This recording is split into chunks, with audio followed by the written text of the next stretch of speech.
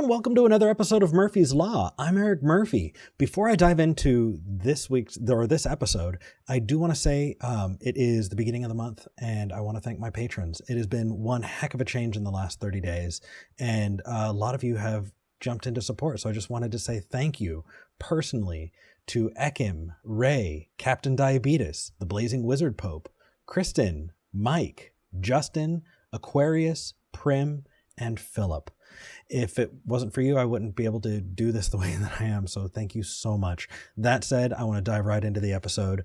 With me today, I have a special guest, Rudy. How's it going? Hey, it's going really good. How about you? I'm doing so well. I'm excited. Thank you so much. So a little peek behind the scenes. Rudy has been incredibly patient while I have just stumbled through getting this episode ready. So Rudy, thank you so much. No problem. So before we dive into things, who are you? That's always a difficult question. I am a YouTuber. I am an atheist. I am a non-binary trans person. I make content on the internet. These days, I haven't been making a whole lot very regularly because, as you can see from the boxes and stuff behind me, I just moved into a new place. But usually I make content about social issues. I make content about the Bible. I make content about Jehovah's Witnesses, which is the religion that I left. Thus, the username that I use for everything, Xcult Baby. Mm-hmm. Well, rock on. If you have not seen Rudy and have not subscribed to their channel, I do have links in the description. I'm going to go back to that at the end of the episode. Rudy, you joined me on Talk Heathen not too long ago, and we had a couple good callers. Mm-hmm. I want to dive into one of them today. So let's hop into that first clip. This is what is actually getting me banned from a lot of forums. Okay. So I'm assuming all atheists are evolutionists. They just don't know it because science points to evolution as the most accurate theory. Do you agree with that? So I usually introduce the caller, but we dove right into things so quickly. Do you remember this call? Yeah, I do. I remember from the part that played in the clip, I was just like, wait, what? What? Yeah, all atheists are evolutionists. They just don't know it. But first, I'm getting banned from all the forums. That is not like a super promising start. Yeah, right? I was like, oh, this is going to be interesting. Yeah, but all atheists are evolutionists. We talked a little bit about our responses, and we kind of went on for a bit. I didn't grab any clips from there, but we were trying to draw that distinction between atheism and literally everything else. Yeah. And it's tough because there are so many things that are tightly connected to atheism. Those things being skepticism, humanism, viewing the world through a naturalist lens, that kind of thing. But it's not guaranteed. And so we tried to respond that way, but you can kind of tell that he was on a script a little bit. In fact, his next two really big statements were pretty similar. Let me show you. What is the alternative to evolution? If you're an atheist, what is the alternative to evolution? And then... now, why do I think evolution is silly? Well, because I haven't heard of any alternative. You can defend, the scientific method. I have issues with the scientific method proving evolution because of the silliness of evolution. There were a lot of non sequiturs. Yeah. In those couple of clips. Well, what do you think? How were you kind of processing it now that it's been after the fact? What's your take? I mean, I was a Christian once too, and I didn't believe in evolution, but I guess that I also never studied it very closely at all. And I mean, I thought it was silly because that was basically something that was repeated to me, was that it was silly, and I was like, sure, okay. But that, I mean, I guess I also was struggling in the moment, and even now listening to it back, and this is maybe like the third or fourth time that I've listened back, it's like I I don't see a connection between a lot of the things that he's saying about like all atheists are evolutionists because of it, but they don't know it, and and evolution is silly, and it's like, oh, Yeah. what is your point? Where are you going with this? What does this mean? Well, I think that presumption of naturalism is kind of the take. And yes, I do think that everything that has an explanation or can be explained has always been naturalistic. And you even pointed that out in the video. It's what was catching me actually at that moment was he was deflecting a little bit. Yeah. And what really killed me is he was propping up his claim by saying, well, there's a problem with yours. And so he was upset with evolution, and yet that was kind of what was backing up intelligent design. I pushed him on it later, but he, oh, no, I just wanted to, so, okay. Yeah. But, and his argument that all atheists are evolutionists because there's no better alternative was also just kind of a bizarre argument. It's like, right? Maybe you don't think that there are any better alternatives, but you also don't believe in evolution in the first place. So clearly people can disagree on what is or isn't a silly idea. Well, you know, I loved the way that you interacted with the silly piece of it. Actually, I pulled a clip right here. I just want to ask you real quick. When you say that that's silly, do you mean that it's impossible, or do you just mean that that seems difficult to accept? That was perfect.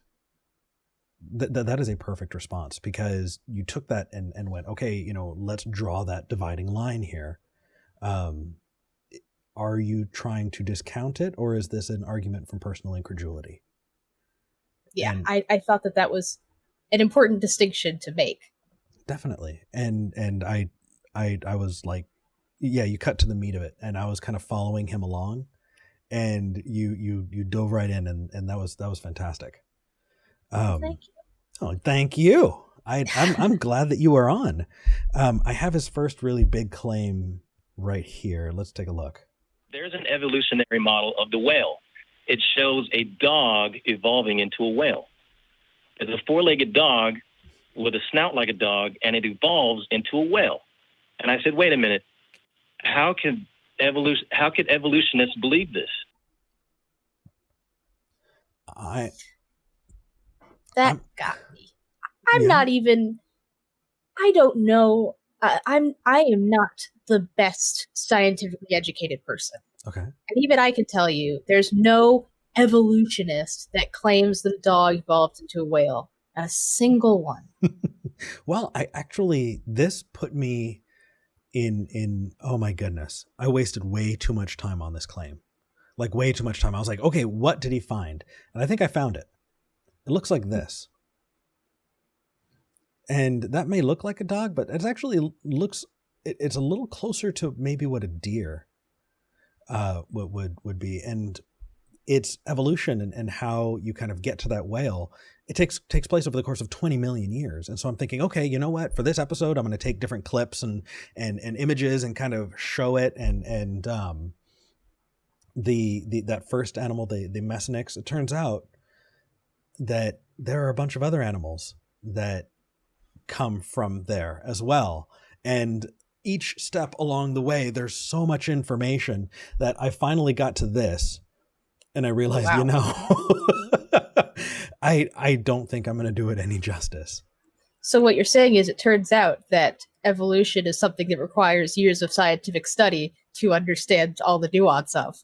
Absolutely. And the preponderance of evidence found therein definitely point to a very solid conclusion. And that is that small genetic variations over time wind up changing these in huge ways. And actually, I think he brought up Pakicetus, and you went with Pakicetus, and I see Pakicetus in this little chart, and it's amazing. It's the one in the middle with that kind of elongated head, and the picture that really made me happy was the little furry dudes. Do you see them? Let me see if I can maybe make them a little bit bigger here. Those little furry dudes actually come from the Ark encounter. Oh, wow. Yeah, they wound up trying to discredit the Pakicetus and included them in the Ark because they are their own kind. They're their own kind? I believe That's what they said? I believe so. Oh. But it's wild. It's absolutely wild. And so that is just a great reminder that the Ark Encounter protest is coming up. It is. It is. It's so if you are watching this in the future, it may not be super relevant, but if you're watching it live, I'm telling you right now, July 11th, 2020 is the Ark Encounter protest. If you are watching this in the future, right around that time every year, we meet, and it's a lot of fun. So yeah, absolutely. Thank you. I should probably be plugging that. I'm emceeing this year. So, that's exciting. It is. It is.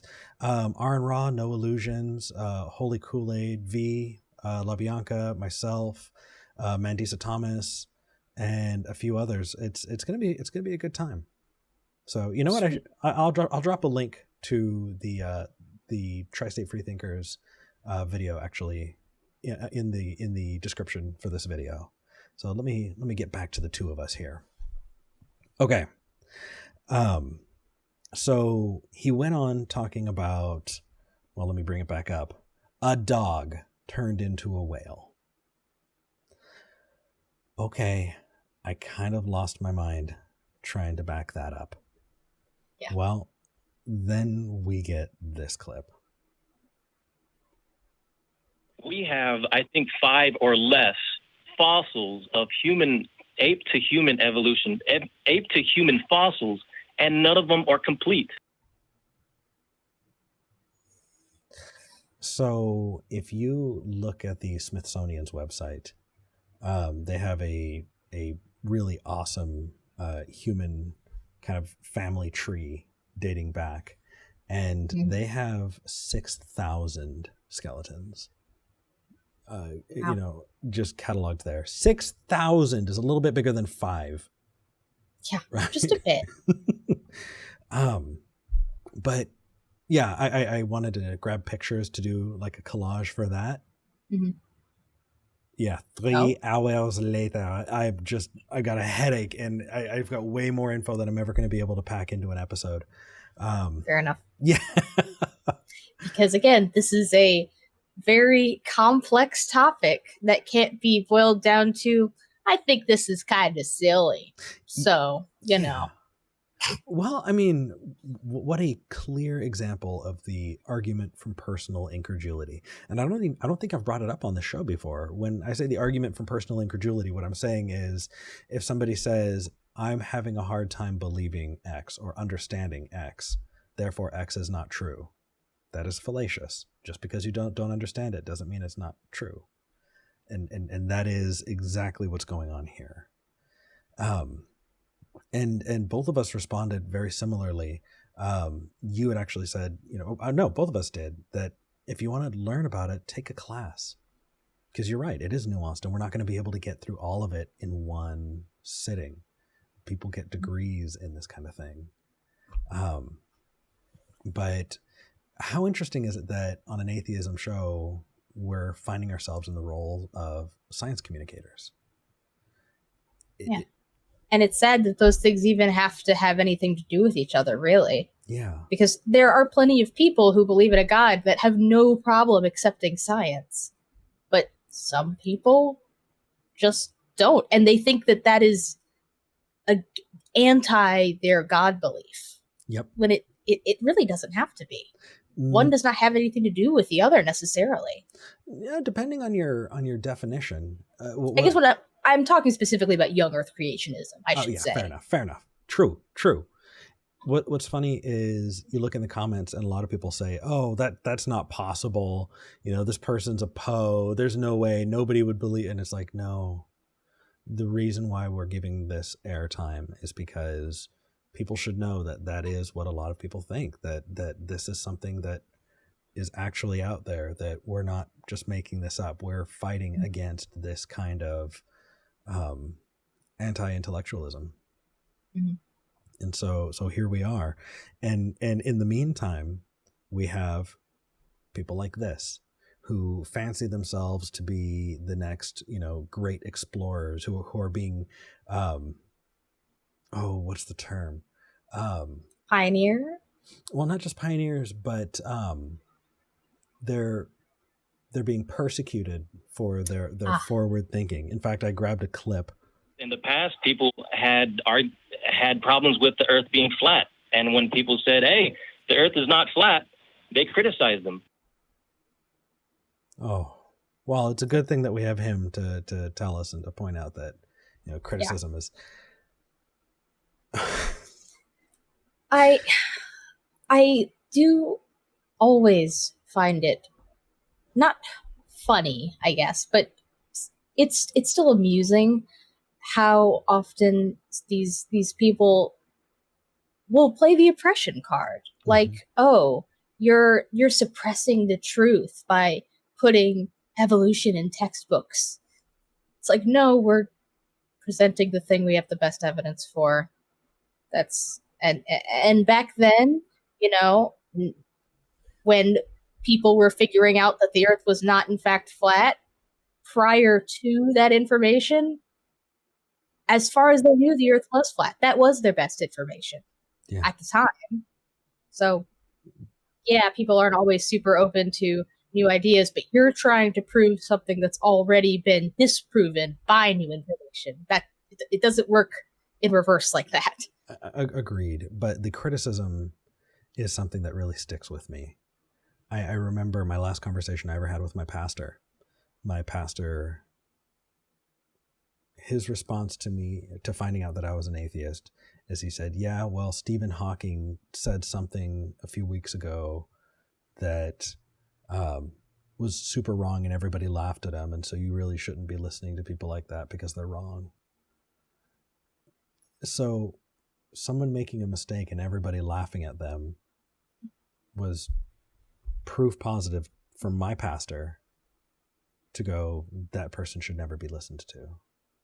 On anything, apparently. On anything. And when he said that, when our caller said that, that was the first thing that I thought of is, oh, if you're criticized, then you're completely taken out. You're completely, canceled out of the equation. And it's like, that's not how any of this works. I mean, Isaac Newton believed in alchemy, didn't he? It was one of those scientists, but I think it was Newton. I mean, and every step along the way, just because somebody is great in one section of their lives doesn't mean that they're great in all of them. And even in their relevant fields, look at Pythagoras. The guy had a cult. I didn't know that. Yeah. And I'm definitely going to look it up later. It's insane. It's insane. Pythagoras created a math cult. It's absolutely wild. That just lends more credibility to my statement that I make all the time, that you can really make a cult out of anything. Right? Yeah. Yeah. So the pushing that criticism piece was something that I really wanted to clip and talk about. But you had some responses here that I really kind of wanted to point out, because the first was in response to him making these very, very broad claims about evolution and scholarship. I haven't had any argument or any challenge to that. The problem with that, Joseph, is that the people who actually specialize in those things disagree with you. Clear. Very, very clear. And you weren't saying I'm a specialist. You're not saying that I'm a professional, but you're clearly pointing towards, hey, if you want to have this conversation in a deep, meaningful way that is going to lead to results, go to those people who actually specialize in it and understand that they probably have good reason. Yeah. I don't claim that I believe in evolution because I have studied it thoroughly and that I know all the ins and outs of paleontology and the fossil record and biology and genetics. I don't. But the people who do have great explanations for, okay, this is how it works and why. And I've heard those explanations, and it's like, I don't 100% get it because, again, I don't specialize in those fields.